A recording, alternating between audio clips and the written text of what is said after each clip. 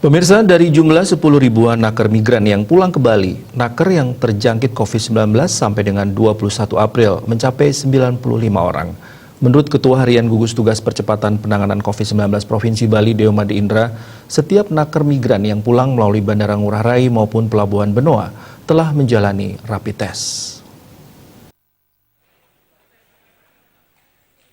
Gelombang kepulangan para tenaga kerja naker migran asal Bali menjadi salah satu sumber penyebaran COVID-19. Masyarakat diharapkan tidak takut atau khawatir berlebihan.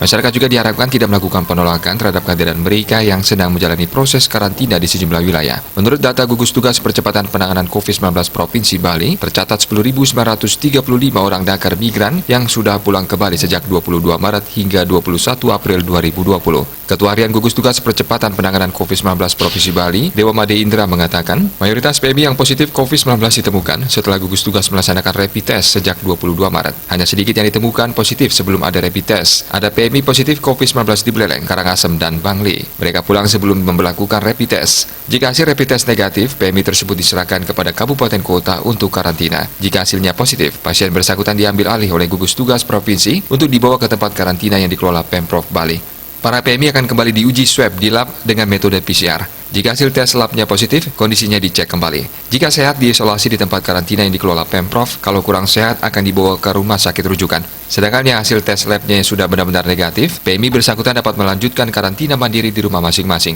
PMI yang terkonfirmasi positif namun sehat dan tidak ada gejala, umumnya disebut OTG, orang tanpa gejala. Data sampai dengan 20 April 2020, ada 13 OTG dirawat di tempat karantina yang dikelola Pemprov Bali. OTG diisolasi dan diberikan nutrisi dan multivitamin yang cukup, serta diajak berolahraga supaya staminanya tetap baik. SOP karantina sangat ketat, para PMI dijaga dengan baik agar tidak keluar dari lokasi karantina. Masyarakat juga tidak diizinkan masuk ke tempat karantina. Oleh karena itu tidak ada alasan bagi masyarakat untuk takut dan khawatir akan adanya proses karantina di daerahnya.